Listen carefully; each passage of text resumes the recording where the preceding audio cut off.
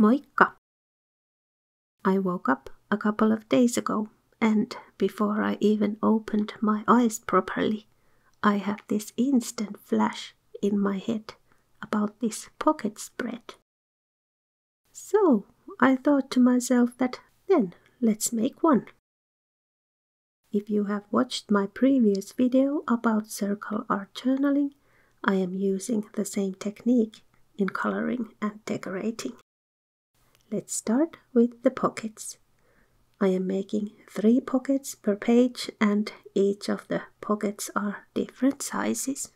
And my paper choice today is copy paper 160 grams. My fall journal pages are A5 size, so I will make the pockets accordingly.